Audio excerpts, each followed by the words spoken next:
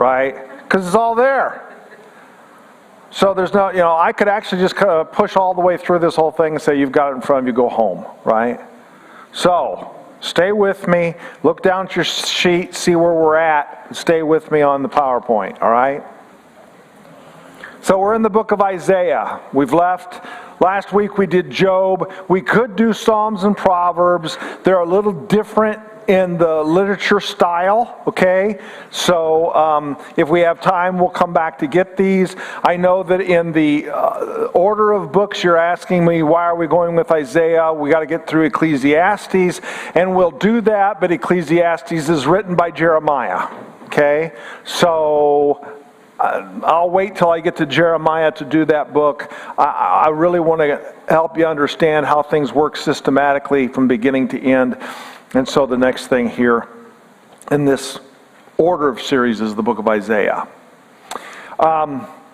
Isaiah is a very interesting book, and you'll see here that there are different divisions or sections in the book because it's got 66 chapters. It's quite large. A lot of scholarship goes into at which time was it all compiled at once, were the books written at different times, then compiled together as the book of Isaiah. So there's a lot of things that go into that. But it's got the same number of chapters in it as books of the Bible. So in a sense, the concept of God coming together with His people and them sinning and then God restoring them and then bringing them to the place where He is their God. It's like a mini Bible, okay? So you're kind of getting the same story, only in a condensed version. But here's what we understand with the book of Isaiah. If you don't grasp the fact that in the first 6 chapters that this really is a courtroom session, okay? You're going to read it and it's going to sound funny. And what it looks like as you read it is that God is taking the bench. Israel has sinned. God is coming into the courtroom to take His seat, to listen to the case and all the charges against the nation of Israel. And in the book, we're going to get to the place where the judge gives his opinion on what needs to take place. But anytime you come to the book of Isaiah, think courtroom. Okay? That's what the picture is up there. The goal is that you be able to put that use that in your arsenal of understanding what the Bible story is, what the timeline looks like. Okay, so that's the first thing. It is a court in session. Now, this is why I say stay with me, because your thing's already filled out and you don't need to fill it out. And you're already looking at the second one going, what's the third? All right? So, look, you got last minute plea to be reasonable. God setting into the courtroom. He's saying, all right, here are the charges. Okay, folks, are you going to do what we promised to do here? Right? In Deuteronomy chapter 20, 28 and 29? 26, 27? I can't remember. I think maybe it's 27, 28. It's the curses and blessing. Okay? God promised to be a God that if they were obedient, here are the blessings that follow your obedience. If you're not obedient, here's the infraction, right? Here's the curse. Now, because God is a God of His Word and God is unchangeable, He has to have this session. He has to have this sit down with the nation of Israel. Court has to take its place because now we have to have curses. And we're not talking swear words, all right? So, but there's this last minute plea to be reasonable.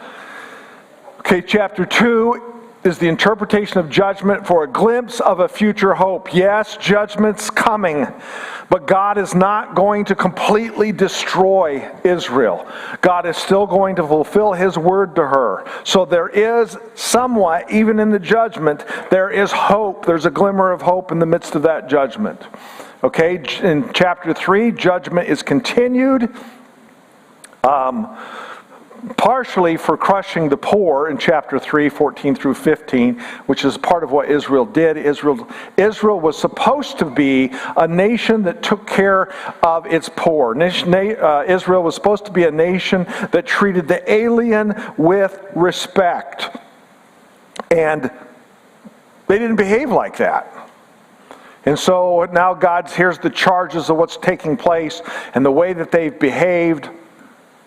4 through 6, regarding the branch of Yahweh, there's judgment, but it's interpretation or interpreted for a picture of restoration. God never brings, let's put it this way, God never disciplines his child just for the sake of inflicting discipline on them. It is always to bring their children to a place, same as what you do with your children. It's always to bring them to a place where they're restored and capable of being independent and strong. Right? Not independent of God, but independent of other nations. We don't need to rely on the way they do things. We don't have to behave like them in order to get the results that we're after. We have to follow God. So God says, here's the reality is this judgment that I'm bringing on to you has a purpose to it other than just disciplining you. Chapter 5, there's a vineyard. A good vineyard planted but yields bad fruit. Okay, so here's the analogy. Because there's bad fruit, because Israel was planted by God as a good vineyard, but still yields bad fruit even after the Father prunes them, there's a foreign nation coming. And you all know, guys, you know this, right? In understanding the Old Testament, you have to understand the foreign invasion of Assyria and Babylon, right? I feel like I've said this over and over again, and your guys are going to go, when's he going to quit talking about this? If you don't get that in your head, then all of the prophets are absolutely mind-numbingly difficult to understand. If you don't understand that God in the law promised them a way that he would deal with them if they were obedient, and a way that he would deal with them if they were disobedient, and God's exile of them to Assyria and Babylon are the answer to him saying, if you behave poorly, this is what's going to happen. Right? So you read all these books and you're like, why in the world are we talking about the king of Israel over here, and then we're talking about the king of someplace else? That makes no sense to me. How in the world did we end up with Nebuchadnezzar? How did we end up with Sennacherib? How did we end up with, right? And it just doesn't make sense because you don't know who those people are. That's got to be a framework that you get a hold of in your head. Otherwise, it's just a book to cure insomnia.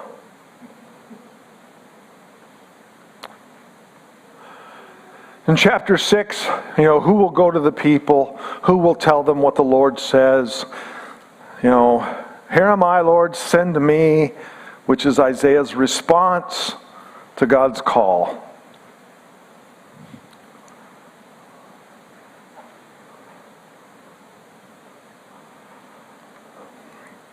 Okay, in chapter 7, how in the world are we ever going to be delivered? What's the sign that God is still with us? And you all know this because this is an ever-famous Christmas verse, right? Christmas chapters, I should say. The promise of the child. So in chapter 7 and 9, you have the prophecy of the coming child. Now we could get into, I'd have to open up my Bible to do this, we could get into, I want to say this is King Uzziah. I can't remember who the promise to is, right? And we always say, well, it's the person of Jesus Christ that's coming, okay? And it is. That's the ultimate fulfillment of this child. But there is it's not Uzziah. There's a prophet who this message has been given to, who has been childless, and him and his wife have a child. That is the immediate fulfillment of this prophecy. And some scholars will say, well, that's the only fulfillment of that prophecy, but the Old Testament always has a foreshadowing, if you will, an example of what is yet to come. And so it has an immediate fulfillment and a future fulfillment. And this is the prophecy, 7 and 9 deals with the prophecy of that coming child. And the reason why we're very confident in the fact that the child that was born shortly hereafter to the prophet is not the fulfillment of that in its fullness is because these chapters were later used by the apostles to ascribe to the person of Jesus Christ. Okay, so they look back and said, hey, here it is, right? So it's not just us saying, well, we think there's foreshadowing in the past in the Old Testament and then a fulfillment in the New. No, we know there is because even the apostles and even Jesus used those very same things to ascribe to himself and say, guys, this is what it's talking about. Okay? So that's why we do that. In chapter 10, even though a child is coming, how in the world is a child going to come if the northern part of Israel, which is Israel, if they're taken to Assyria and the southern half is taken to Babylon? Assyria had a way of assimilating where they didn't move you out of your area. They sent people in, and what they did is they killed off your husbands, right? And then they took you and your children, sometimes not even your children. They took you as women, gave you to men who belonged to Assyria. You had children with those men, and guess what would happen 30 or 40 years later? When you're settled, you're still settled in your house, you're still settled in the same town you were raised, but 40 years later, you not only have children with those men, but you have grandchildren with those men. Now you're not going to fight back. Well, how in the world are we going to have the child that's coming to us that's promised if my husband and my children aren't even alive anymore? My whole family, the whole dynamic or the whole outlook of my family's changed. So that's how Assyria did it. Babylon did it a little different. Babylon didn't just didn't come in and just kill off your men and take you as their wives. Babylon came in and took you out of the nation. You didn't even get to stay home anymore. Now, it's quite possible that your husbands may have died in this situation, but the Babylonians were a little bit more gracious than the Assyrians. The Assyrians were wicked, wicked guys. The things, and I won't get into this. My wife actually, if she's not here, so I could get into it, but every time I do this, she's like, you just like talking about the gore. And I'm like, no, I really believe that unless you understand the gore, right, then you don't understand how bad people can be. But they did things that are, Don, did you talk about this on Wednesday night? Yeah, they did things that were just, he talked about it, so I won't, but nasty, right? So, you're away. Maybe you kept your husband. Maybe you didn't. But 70 years of exile has taken place. How long have you lived where you live? It's a long time. After you live in one place for a long period of time, guess what it's called? Doesn't matter where it is, home. So now, and if Babylonians were a little bit better than the Assyrians, and they kind of let you have your faith where you were at, that's how God kept things going. Well, things are going pretty good here. Why do we need to go back to Jerusalem? But God says, guess what? This is how it's going to be fulfilled. I'm always going to keep a remnant. I'm always going to have a small band of people who still have faith, and they won't give up. So even Babylon dealing more mercifully with their captives is the grace of God being extended to his people. Because in that way, you no longer have the temple. So what springs up during captivity that replaces the temple? Synagogue. That's what, when you get to the New Testament era and you hear about people going to synagogue, you're going, where did that come from? Right? I don't understand that, because I thought it was always the temple. Well, when they didn't have the temple for 70 years, they had to have some way to go to church, and so the synagogue was developed. So all of that is God's grace still. Do you think that you could see the goodness of God in those situations?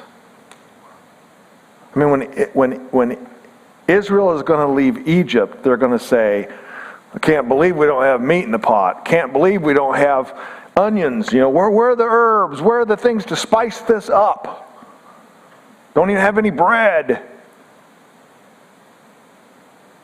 I would probably be an Israelite. I'd probably murmur and groan. But there's always going to be a remnant, right? There will be a king.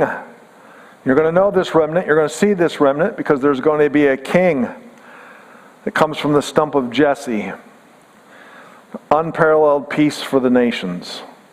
Okay? And that's true, and that happened. But after David comes Solomon. After Solomon comes the division of the nation. One generation is all we made it. Now, 13 through 23, this is where the book gets confusing. Okay? Because these are all judgments on the nation that surround Israel. Don't think that Israel is the only one that's being punished here. Understand that everybody around them and the way that they've behaved are going to be judged by God. And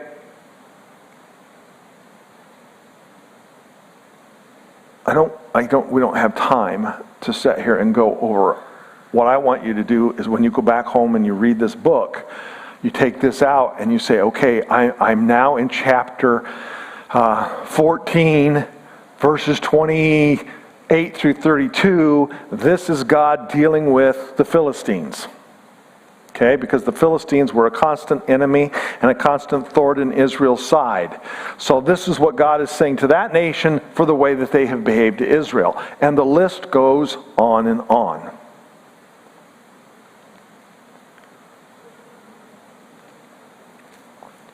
In 24 through 27, you have Yahweh's judgment on the world. In 28 through 35, you find out that deliverance follows judgment. That after the time that God has brought the curses upon the nation of Israel, there will be a time where God delivers the nation of Israel. 28 through 29, regarding certain parts of Israel and Judah, and how God's going to react and respond. In 29, you have Jerusalem's reliance on ritualism. Okay?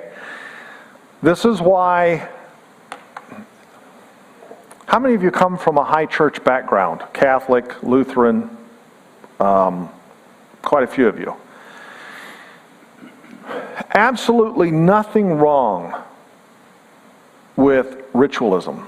Matter of fact, sometimes it can be a great way to focus and bring emphasis on what it is that you're doing. Okay? But most of the time, once this becomes a part of your worship, have you ever said okay, I'll just choose the one we did here a few weeks ago, the Lord's Prayer. Have you ever said that and meant it? Have you ever said it like this? Our Father who art in heaven, hallowed be thy name. Thy kingdom come, thy will be done on earth as it is in heaven. And you know it, but you're regurgitating it, and you're just, yes.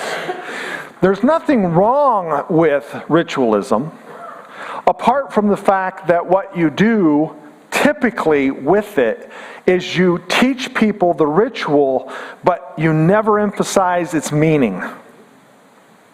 And so you have this hollow and empty religion. You don't have faith.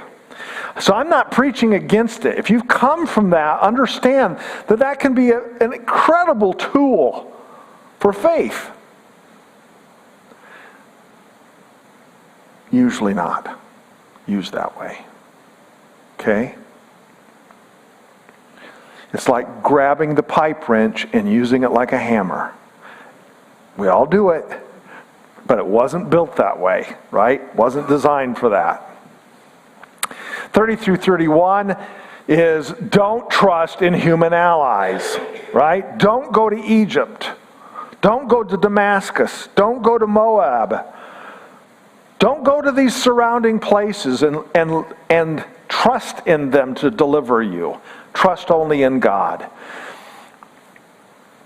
Chapter 32, the coming king is just and righteous. In chapter 33, we'll see judgment on Assyria. Chapter 34, judgment on Edom. Chapter 35, there's future peace. Now this is what Jesus says to go report to John, okay? So Jesus is quoting from the book of Isaiah when he says, tell John this, the lame walk, the blind see, the deaf hear, the mute speak, even the dead are raised. Okay? So what he's telling John is, kind of secretly, yeah, I'm the one Isaiah spoke of. Okay? So John should have went, oh my, Yeah. Yeah, exactly. He should have probably, when he heard this, stretched his neck out on the chopping block and said, swing away. But we don't find out how he really responded, except that he was killed. In 36 through 39, you have Hezekiah in Assyria, King Hezekiah. So Assyria is going to attack Jerusalem, 701 BC. This is where Sennacherib comes in. You can find this as well in 2 Kings chapter 18 through 20. In chapter 37, you have Hezekiah standing firm, and will deliver for the sake of David. Going to hold on, not going to bow down to the advancements.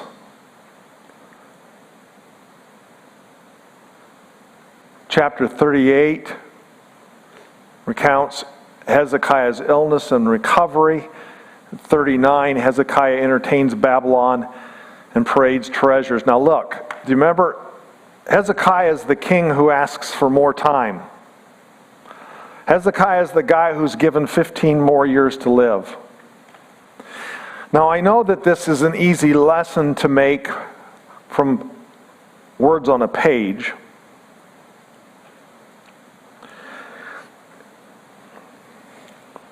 Unless you're the one that's struggling with it, it might not be so easy for you to declare these things, but sometimes, well, not sometimes, all the time, when it is God's will for you to experience and encounter something,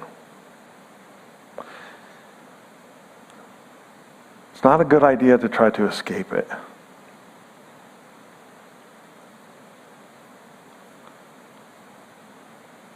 Hezekiah was would have died had God not extended his life.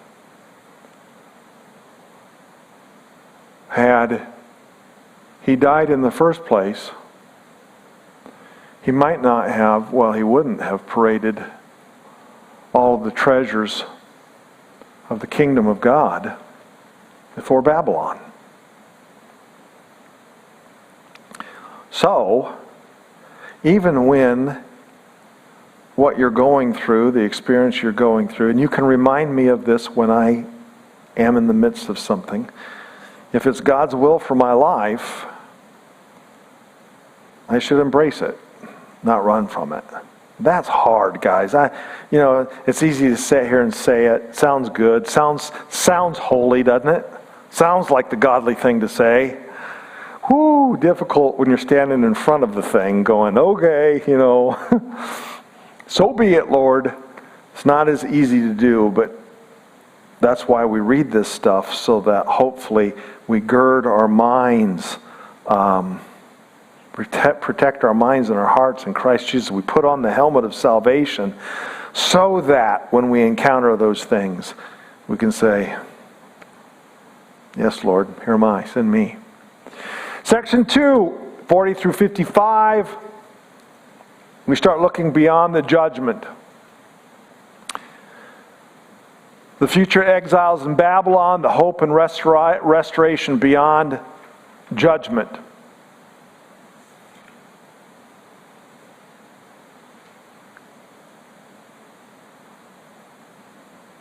Oh, okay. I shortened it so much I couldn't even think what I was saying here. Unique are the people of God, and they need to listen to the prophet. And if you listen to the prophet and walk in the ways of God, judgment would be averted. In Isaiah 53:6, he says, we all like sheep have gone astray. Each of us has turned his own way. And Yahweh has laid on him the iniquity of us all. So now we see, even especially in Isaiah 53, the picture of the promise in Genesis to this, which would have been the seed of Eve. We're seeing a description of who this person is, what he's going to look like to some extent. Just the fact that it describes his beard, how he's going to die, how he's going to live, all that type of stuff in these chapters. In chapter 40, we see comfort coming and the end of punishment announced.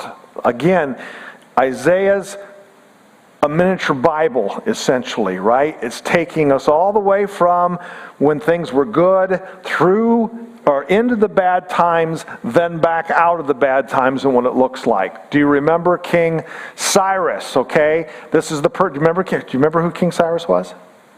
Persian king who was going to announce and allow Israel to return back to Babylon, or to Israel, going to release them from Babylon, come back to Israel. Okay? This king is prophesied in Isaiah. Now you got to remember, Isaiah is about 700 BC.